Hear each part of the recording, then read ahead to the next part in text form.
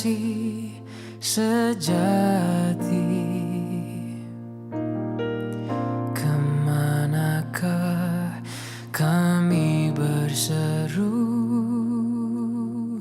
saat badai datang menderu? Yang kami tahu hanya Kau yang mampu pulihkan segala sesuatu. Kami perlukan keajaiban-Mu, kami butuhkan sentuhan tangan-Mu. Kami tak dapat jalan sendiri, kami perlu Kau Tuhan.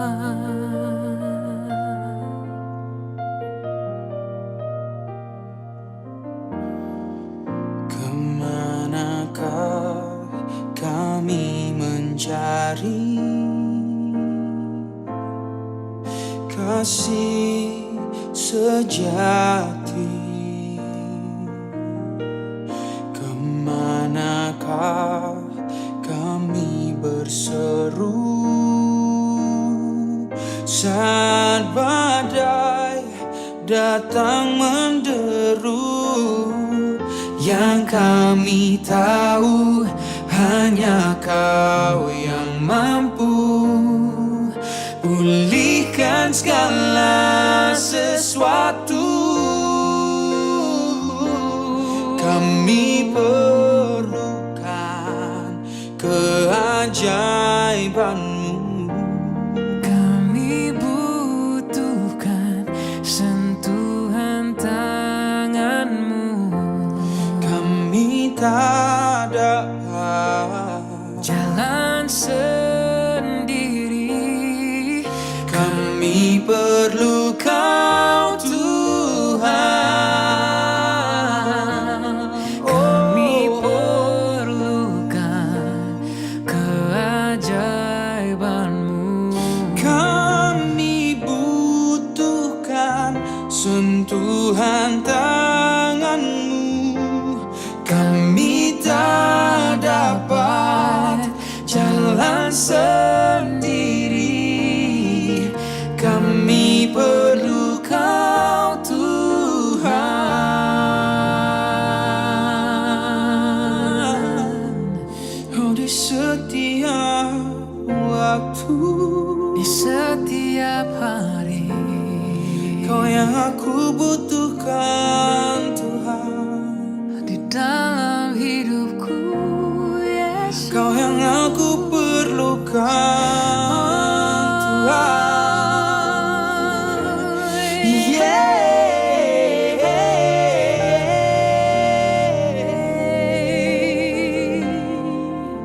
Tiada yang lain. Oh, Engkau selalu besertaku. Oh, tak ada yang seperti-Mu Tuhan. Hanya Kau yang kami andalkan. Hanya Kau yang ku percaya Tuhan. Hanya Kau, hanya Kau. Satu-satunya yang ku andalkan. Satu-satunya yang ku percaya. Engkau sumber kekuatan, sumber pengharapan, sumber kedamaian. Satu-satunya yang ku andalkan. Satu-satunya yang ku percaya. Engkau Tuhan memberkati, Tuhan penyembuhku, Tuhan pemulihku.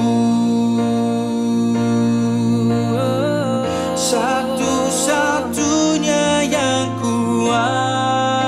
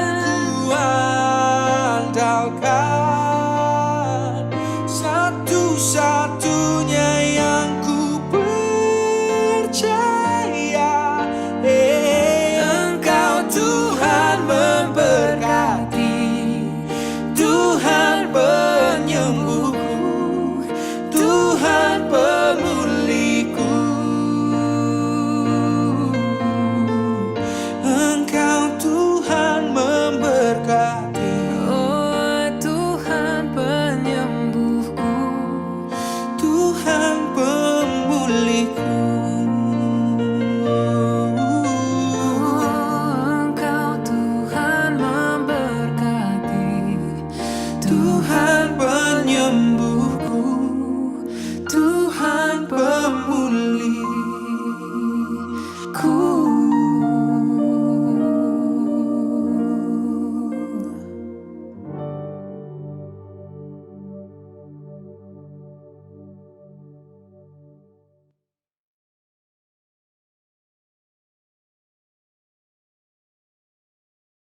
Salam pertemuan kembali dalam kebaktian pertengahan minggu pada minggu ini. Walaupun di sekeliling kita pada ketika ini panas dengan situasi politik, saya masih mengharapkan agar rohani kita turut sentiasa panas. Dalam masa yang sama, apapun yang sedang berlaku di sekitar kita, mari kita sama-sama jaga diri kita sendiri. Senantiasa mengamalkan kesehatan dan juga nilai-nilai murni dimanapun Anda berada. Mari kita teruskan pelajaran pada malam ini dengan doa. Bapa kami dalam kerajaan sorga, kami bersyukur kepadamu oleh karena kami masih mempunyai kesempatan untuk belajar akan firman Tuhan.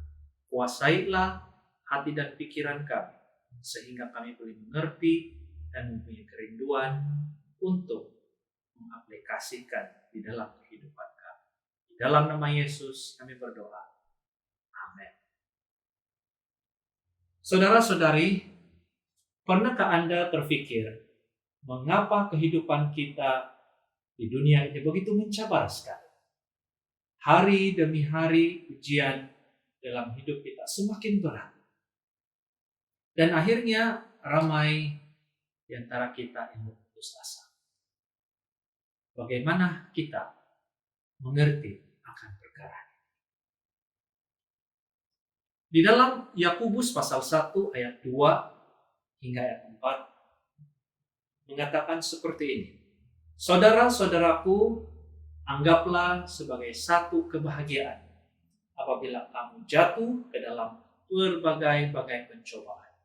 Sebab kamu tahu bahwa ujian terhadap imanmu itu menghasilkan ketekunan. Dan biarkanlah ketekunan itu memperoleh buah yang matang, supaya kamu menjadi sempurna dan utuh dan tidak kekurangan suatu apapun. Apakah Yakobus tidak memahami kenyataan di mana ujian tersebut yang dikatakan kebanyakan kita memberikan kita kesukaran ataupun kesusahan? Ataupun Yakobus melihat bahwa ujian itu sebagai satu peluang untuk kematangan rohani kita. Kebahagiaan dalam mengalami ujian kedengaran ganjil, namun ia membahagiakan. Bagaimana itu terjadi? Yakobus mengatakan tujuan ujian adalah untuk menanggalkan ketidaktulinan manusia. Sehingga kita apabila mengalami ujian, akhirnya kita akan lebih kuat dan lebih murni. Apabila kita melatih percaya kepada Tuhan dalam keadaan yang sukar, kita dapati bahwa melalui perjalanan itu, kita dapat berharap pada Tuhan yang Maha Kuasa.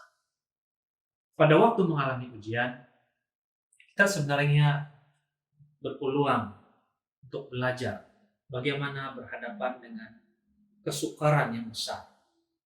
Di dalam hal ini kita dapat meningkatkan pembentukan tabiat kita. Berbagai cara pencobaan yang datang dalam kehidupan kita. Tapi apapun jenis pencobaan itu, kita masih boleh mengalami pengalaman kemenangan melalui iman di dalam Yesus Kristus. Ayat Alkitab ini mengajar kita aspek pencobaan yang harus dilihat bukan sebagai musuh kita, tetapi sebagai satu sahabat.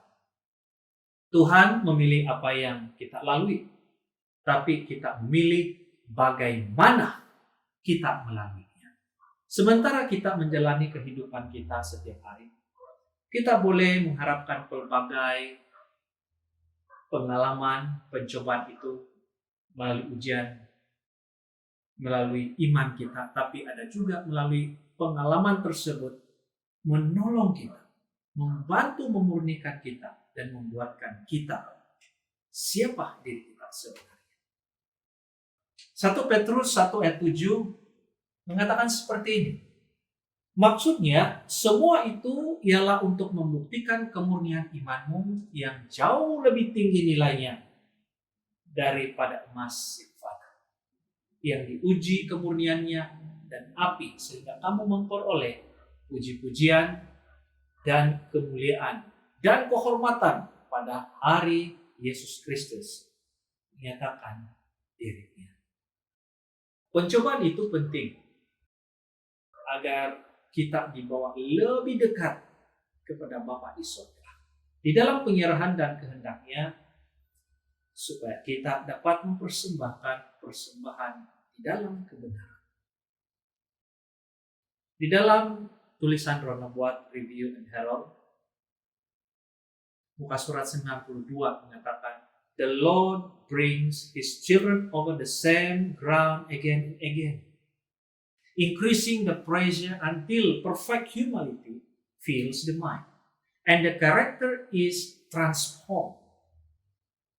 Then they are victorious over self, and in harmony with Christ and the Spirit of heaven. The purification of God's people cannot be accomplished without suffering. He passes us from one fire to another, testing our true worth." Kedua-dua di dalam perjanjian lama dan perjanjian baru, kita mendapati banyak sumber untuk memurnikan emas dan perak sebagai persamaan Allah untuk pemurnian melalui pencobaan yang menyakitkan. Ilustrasi yang diingati ini membantu kita mengerti tujuan lebih daripada sekadar penderitaan, untuk membentuk tabiat kita seperti Kristus. Dan jelas, kita tidak dapat membentuk tabiat seperti Kristus dalam satu masa. Tapi tabiat dibentuk dalam masa berterusan, terutamanya melalui atau menghadapi api ujian. Bagaimana kita menghadapi api pemurnian? Ada 6 tahap yang perlu dilalui di dalam pemurnian emas tersebut. Yang pertama adalah pengasingan. Pada zaman Alkitabiah, penapis bermula dengan memecahkan batu keras tersebut, dan kandungan daripada batu tersebut diasingkan seperti tembaga, zinc, mineral yang lain. Oleh karena batu tersebut mempunyai unsur-unsur logam yang berharga tersembunyi di dalamnya, maka pemisahan batu adalah perlu untuk mendedahkan logam berharga untuk haba tersebut. Nah, dalam hal ini Tuhan menyampaikan rancangan yang sempurna kepada kita. Kita adalah batu kasar, memerlukan api penapisan. Kemudian kita pergi kepada peringkat yang seterusnya, yaitu elemen-elemen yang telah dipisahkan daripada batu tadi, atau logam tadi, harus dimasukkan ke periuk lebur. Penapis ini meletakkan pecahan yang dihancurkan ke dalam periuk lebur kalis api yang mampu menahan haba yang tinggi. Kemudian diletakkan ke dalam dapur leburan supaya kualiti tidak boleh dicemari oleh logam-logam yang lain. Sama seperti dapur leburan membersihkan perak di dalam bekal. tegas. Nah, penapisan ini menyatakan kepada kita memerlukan haba untuk membersihkan hati kita dan membersihkan perwatakan kita.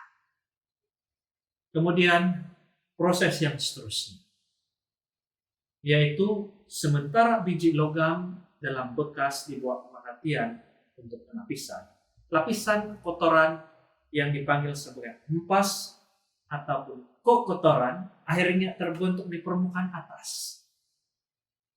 Bagi kita, kotoran atau sisa itu yang berada di permukaan atas itu mewakili apa-apa penghalang kita daripada menjadi apa yang Tuhan mau kita jadi. Sehingga kan perwatakan seseorang akan kelihatan apabila melalui ujian yang amat besar. Kemudian tahap yang keempat, yang seterusnya, pemurnian ini perlu melalui haba ataupun kepanasan.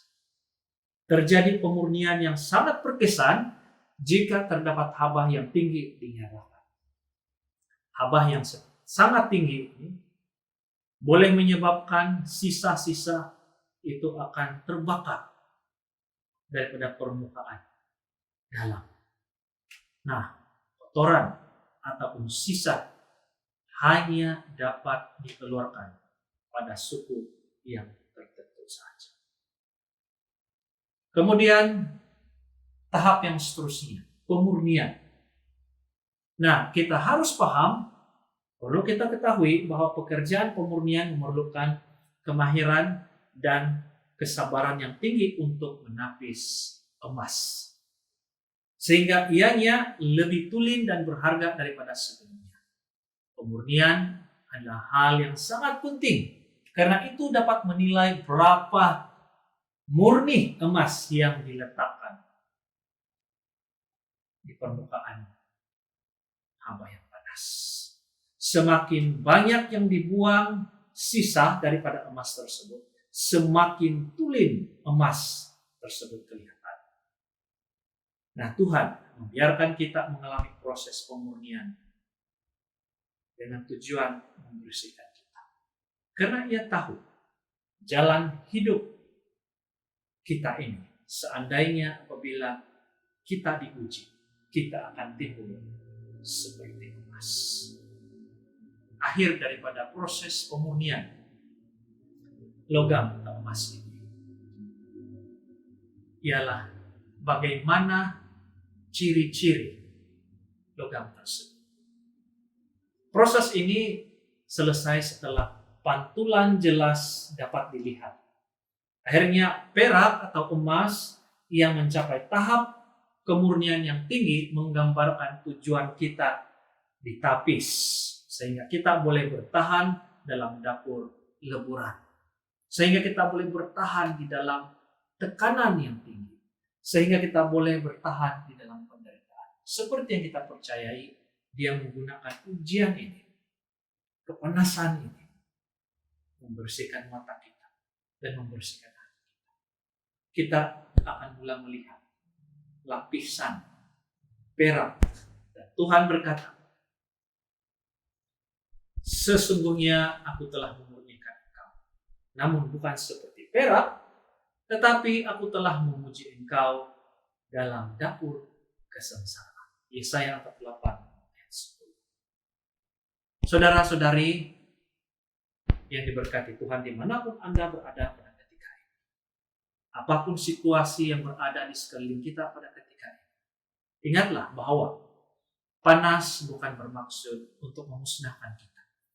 Tapi panas membentuk tabiat kita kepada tabiat Kristus. Kita tidak tahu tabiat dalaman sebenar kita sehingga kita mencapai kepada tahap tekanan yang tinggi. Masa yang sukar akan mengajar ketekunan kita. Apabila kita mengambil waktu untuk tetap setia sementara menghadapi kesukaran, kita akan dapati bahwa kita tidak sama seperti sebelumnya. Mudah tersinggung, tapi seorang yang lebih matang. Semoga Tuhan memberkati semua kita. Mari kita berdoa.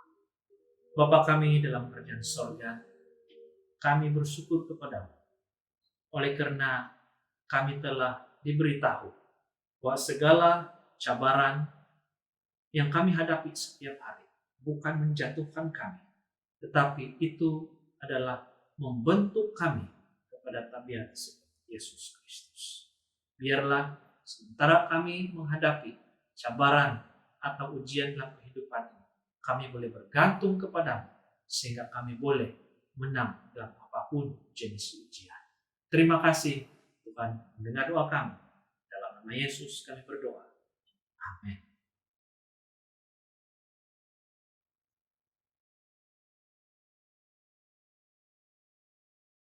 Bila kita rindu Tuhan sekarang, Tuhan ku rindu sentiasa. Oh, ku rindu tiap hari. Tuhan ku rindu, Ia selamanya. oh belia bila Kita rindu Tuhan sekarang, Tuhan ku rindu sentiasa.